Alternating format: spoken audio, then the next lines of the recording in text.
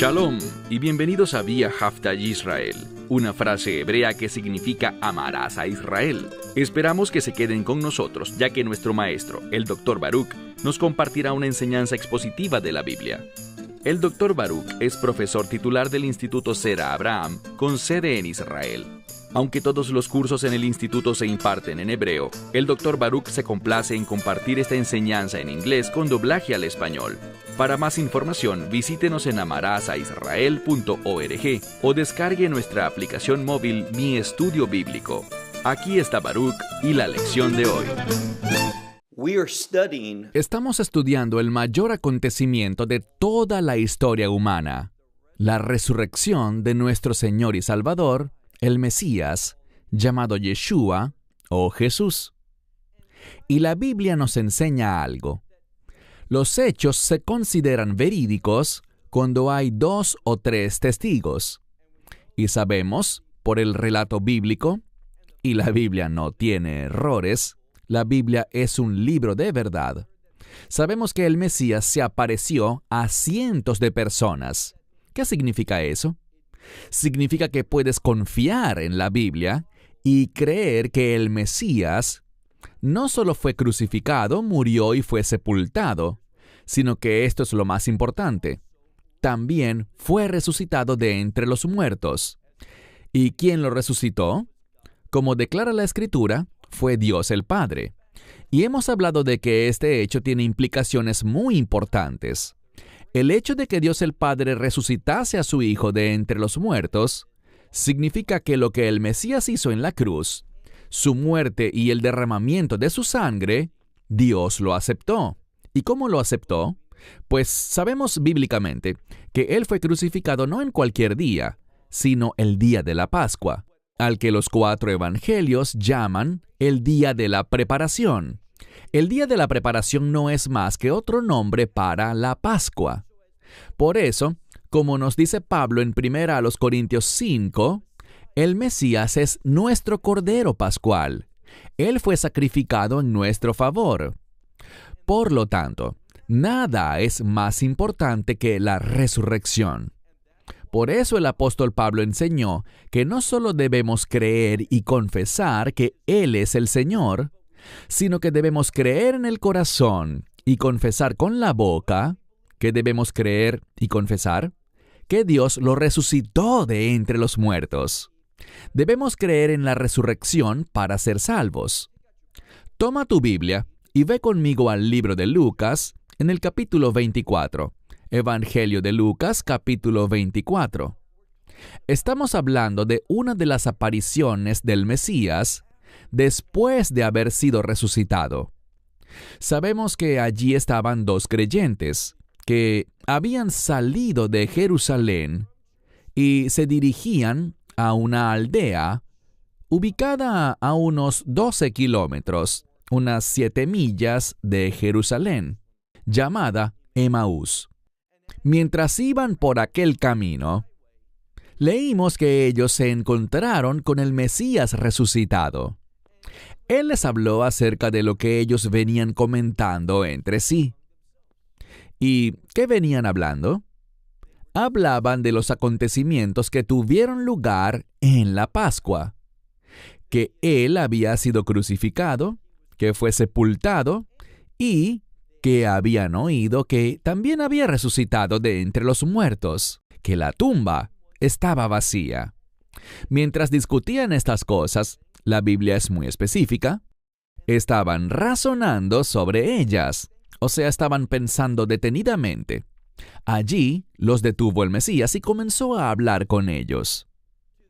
Veamos lo que dice la Escritura y vamos a donde quedamos la semana pasada.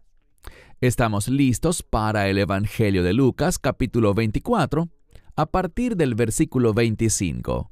Dice, y Él, ese Él es Yeshua, les dijo. Y noten que mientras hablaba con ellos, de cierto modo los reprendió, porque usa una frase. Les dice, oh, y la siguiente palabra está compuesta realmente por 2 términos griegos. Uno que significa pensar y otro que significa estar en contra. Es decir, que no estaban pensando, que no estaban reflexionando con precisión en torno a estas cosas. ¿Y qué quiero decir con precisión? Llegaremos allí en un momento. Así que los reprendió y les dijo: «Oh, hombres que no piensan, tardos de corazón para creer. En todo», y esto es muy interesante, «en todo lo que los profetas han dicho». Quiero que noten que hay una relación directa, establecida ¿por quién? Por el propio Yeshua. Él está diciendo que tanto su identidad y lo que le tenía que acontecer se puede conocer por medio de la profecía, por medio de los profetas bíblicos, hombres como Isaías, Jeremías, Ezequiel y todos los demás que están en la Biblia. Y por supuesto también hallamos profecía en los Salmos. Todas estas cosas fueron reveladas claramente por los profetas. Él los reprende porque estaban en contra de pensar. Es decir, si hubieran leído estas profecías, y las leyeron, pero si hubieran reflexionado correctamente, habrían entendido lo que la Escritura decía acerca del Mesías. Y él se vuelve más específico. Sigamos leyendo ahora el verso 26, donde dice: «No era necesario por estas cosas que hablaron los profetas, no era necesario que el Mesías padeciera». Y esta es una enorme declaración. Lo que está diciendo es esto: si lees la profecía bíblica, estarás obligado a concluir que el Mesías tenía que sufrir. Por eso fue a la cruz. Por eso soportó todo lo que soportó aquel día de Pascua: ser golpeado, en el juicio que enfrentó ante el Sanedrín, ser burlado y golpeado en el juicio romano, y en última instancia ser azotado, un horrible castigo bárbaro y brutal, para luego finalmente morir crucificado. Todo esto lo respalda la profecía bíblica. Ella nos dice que era necesario. Y yo subrayaría esas palabras: era necesario. Porque cada vez que esa frase aparece en la Escritura, y por supuesto está en griego por ser el Nuevo Testamento, señala algo que es absolutamente imprescindible que ocurra para que la palabra de Dios se cumpla. Para que el plan de Dios se cumpliese, era absolutamente necesario que el Mesías padeciera. Y luego, habiendo padecido, sigue leyendo al final del verso 26, dice: «y entrara en su gloria». Entonces, primero sufrió, y luego de sufrir por tus pecados y los míos, en realidad por los pecados del mundo entero, dice la Biblia, Él entró finalmente en su gloria. Y sabemos lo que eso significa. Leemos, por ejemplo, en Filipenses capítulo 2, donde se habla de un Mesías sufriente que se humilló y se despojó a sí mismo. Nunca dejó de ser Dios, pero se humilló y se vació, tomando forma de hombre. Él era y seguía siendo Dios en carne humana cuando anduvo en este mundo. Ese era Él, Dios con nosotros. ¿Qué fue lo que hizo? Se humilló hasta la muerte y muerte de cruz. Y lo hizo en la Pascua, el día de redención, para que tú y yo experimentemos lo que la carta a los Hebreos promete, y eso es redención eterna. Eso es lo que tenemos, redención eterna. Ese término, redención eterna, tiene implicaciones muy importantes. Significa que hemos sido redimidos para siempre. Por tanto, nuestro nombre está escrito en el libro de la vida del Cordero. ¿Y qué dice la Escritura? Que Dios hace una promesa: no borraré tu nombre de ese libro. Es lo que dice. Así que nunca pienses que tu nombre será borrado. Él ha prometido que no borrará tu nombre del libro de la vida. Podemos tener seguridad y confianza. ¿Por qué? porque mi salvación no depende de lo que yo haya hecho. Sabemos que la paga del pecado es muerte, pero el regalo de Dios es salvación. Por lo tanto, tenemos un regalo. Él ha hecho la obra y nos la ha compartido. Si tenemos fe en Él, si creemos que Él murió por nuestros pecados y que Dios el Padre lo resucitó de entre los muertos, tendremos esa vida eterna que la Escritura promete.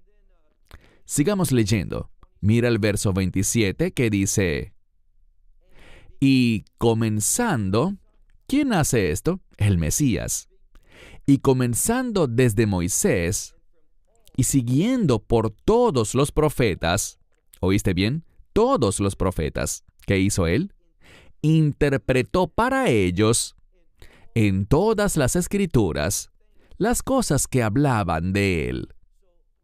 El Mesías usó la palabra de Dios y les mostró a estos dos individuos quién es Él. Les reveló la verdad acerca del Mesías.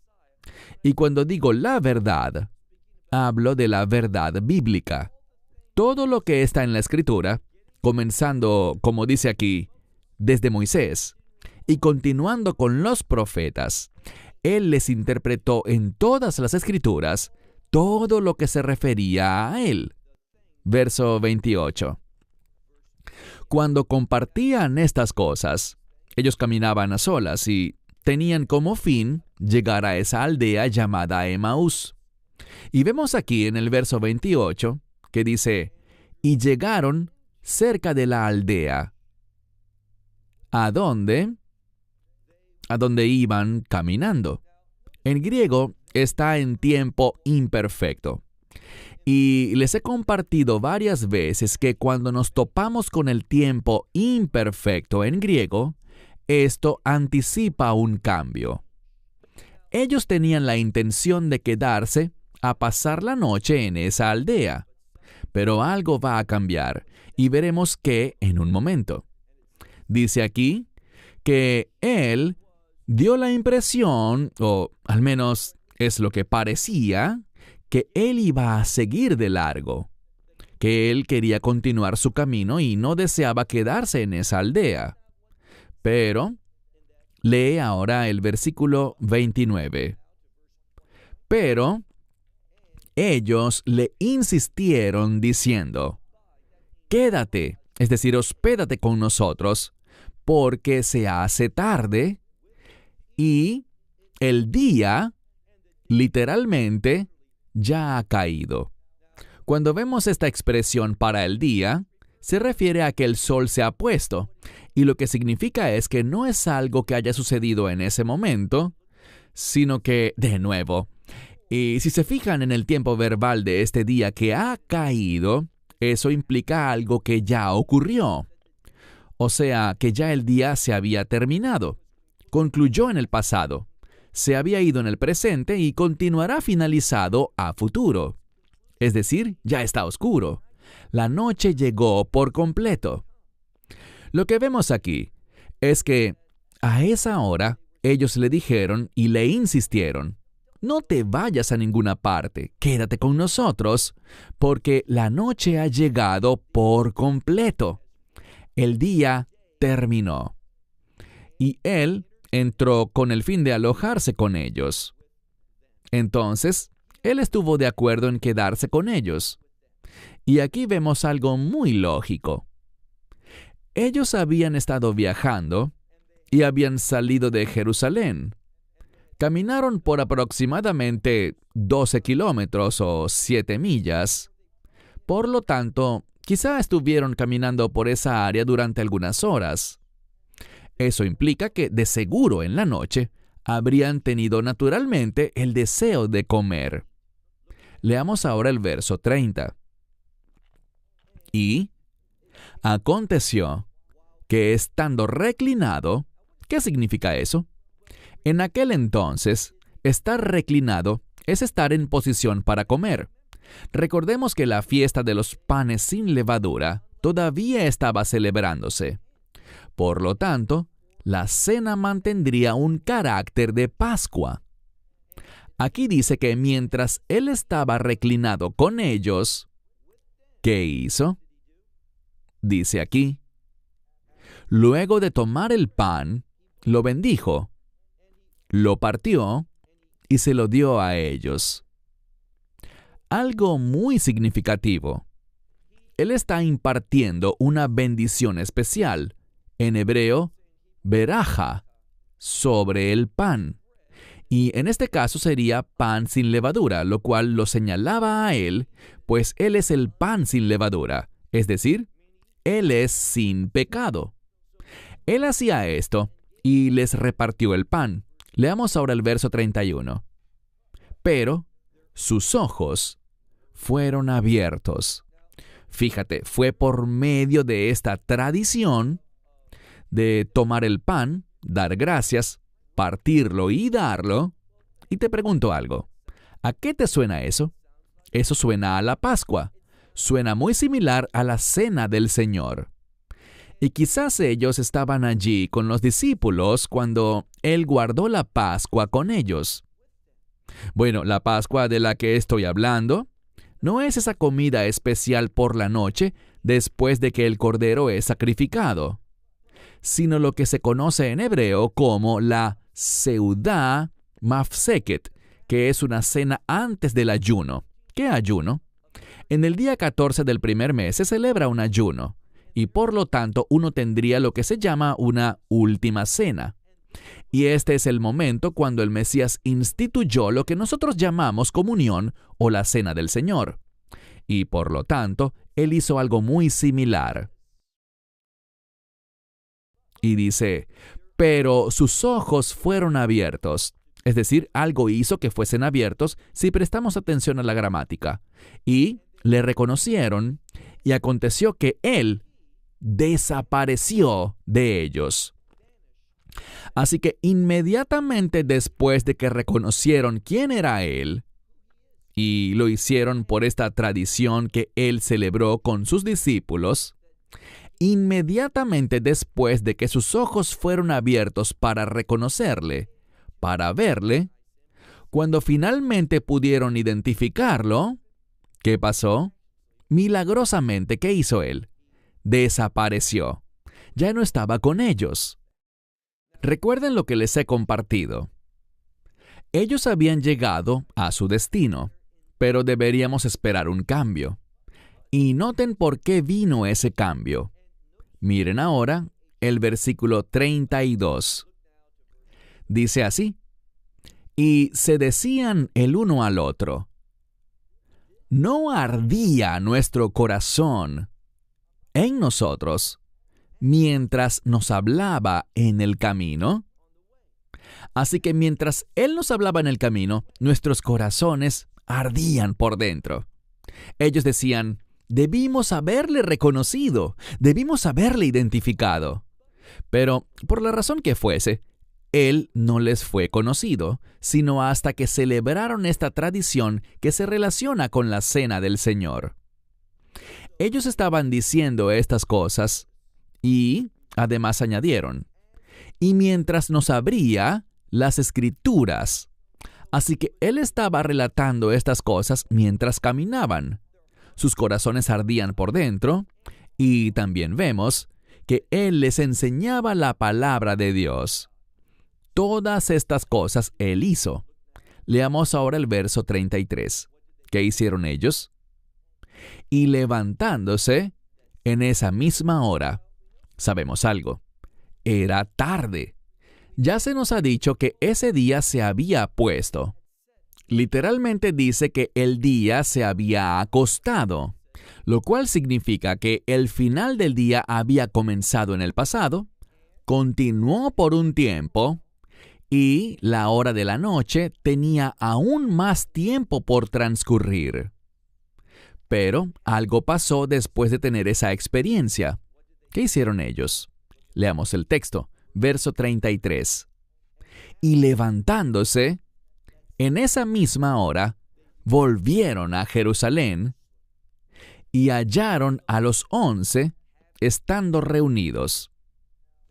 Es interesante, porque estos dos discípulos que estaban en ese viaje a Emaús, cuando se encontraron personalmente con el Salvador resucitado, sus planes cambiaron. Y te digo algo, este es un principio. Esto quedó registrado de esta manera para enseñarnos algo. Si conoces al Salvador resucitado, tus planes, tu vida, será transformada, será cambiada, será diferente. No te vas a comportar como un ser humano normal, porque ya no eres normal. Has sido transformado por el poder salvador de Dios, por el poder de la resurrección.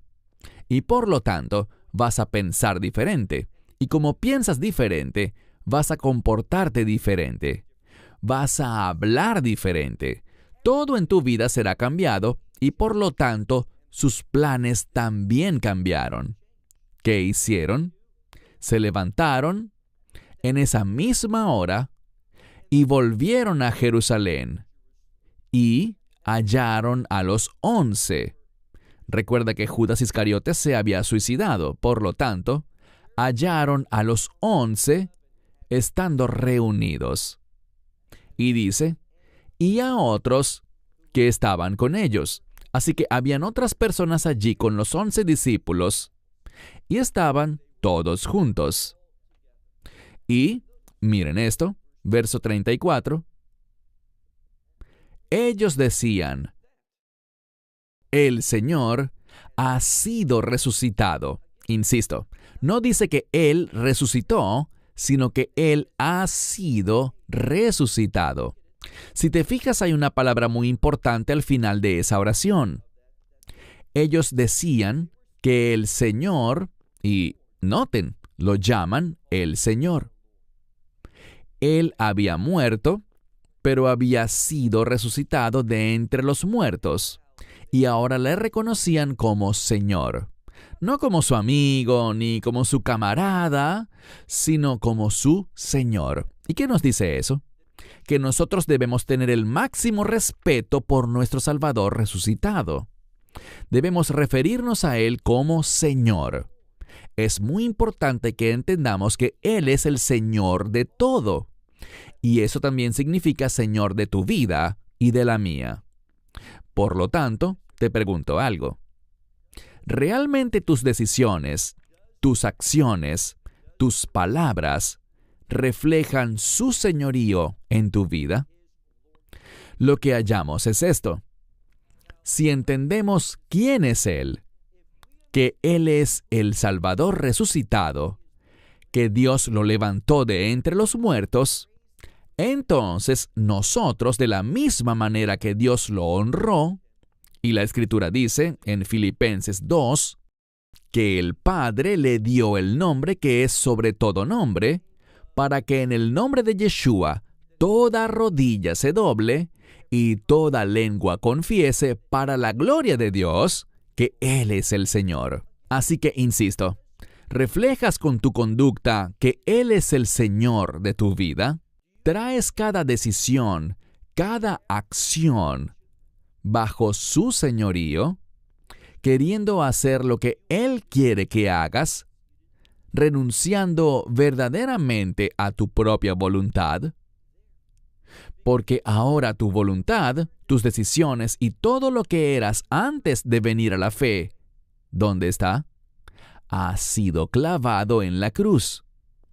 Tú has sido cancelado por tu fe. Lo que eso significa es simplemente esto. ¿Recuerdas lo que dice la Escritura?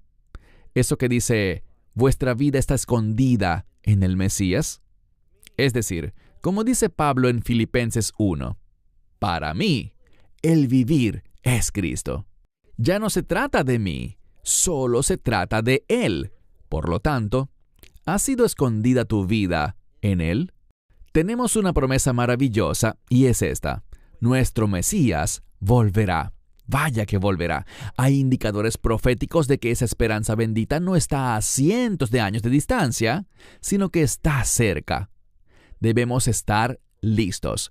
Debemos estar preparados y debemos estar expectantes. Debemos estar caminando en todo aspecto de una manera fiel. Y la Escritura dice, cuando el Hijo del Hombre vuelva, ¿hallará fe en la tierra? Bueno, mi esperanza es que Él te halle viviendo fielmente, tomando decisiones fielmente, que tu vida refleje y la gente pueda ver por medio de tu testimonio y tu conducta que Él es el Señor de tu vida. Así que la gente estaba diciendo que el Señor había sido resucitado en verdad y se le había aparecido a Simón, por supuesto hablando de Simón Pedro. Verso 35. Y estos estaban relatando las cosas del camino. Estos dos discípulos estaban contando lo que les había acontecido en el camino y cómo Él les fue dado a conocer. Es una gramática muy importante, está en modo pasivo. No dice que ellos lo identificaron o le reconocieron, sino que dice, y cómo Él les fue dado a conocer al partir el pan. ¿Por qué esto es tan importante? Esto se enfatiza porque el partir del pan simboliza lo que el Mesías hizo, que Él entregó su cuerpo. Ese pan era pan sin levadura, y la ausencia de levadura se relaciona con la ausencia de pecado, la ausencia de orgullo. Ser sin levadura se relaciona también con la humildad. Y así como Moisés fue un siervo humilde de Dios, ¿qué dice la Escritura sobre el Mesías? Dice que se humilló a sí mismo hasta la muerte y muerte de cruz. Él renunció a su vida. Él entregó su cuerpo y por eso Él les fue dado a conocer por medio de esta acción, al partir el pan, porque Él lo entregó todo por nosotros. Así que te pregunto por última vez, ¿miras a Yeshua como el Señor de tu vida? ¿Has confesado tus pecados a Él? ¿Has creído que es solo por su muerte en la cruz, por el derramamiento de su sangre, que tus pecados son perdonados eternamente? ¿Son erradicados y ya no existen más? Si es así, ya no hay nada entre tú y Dios. Has sido perfecta y eternamente reconciliado con Él, y tienes la esperanza garantizada de entrar al reino de Dios. No por quien tú seas ni lo que hayas hecho, sino por quien es Él, el Hijo de Dios, y lo que Él hizo al entregar su vida por ti. Esperamos que te hayas edificado con el mensaje de hoy y lo compartas con otros. Te invitamos a seguir nuestros estudios cada semana por este canal y por el portal de YouTube de Amarás a Israel. También puedes descargar nuestra aplicación móvil gratuita, Mi Estudio Bíblico.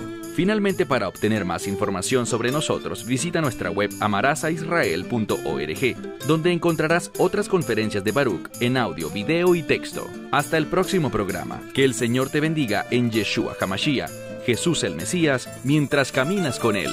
Shalom desde Israel.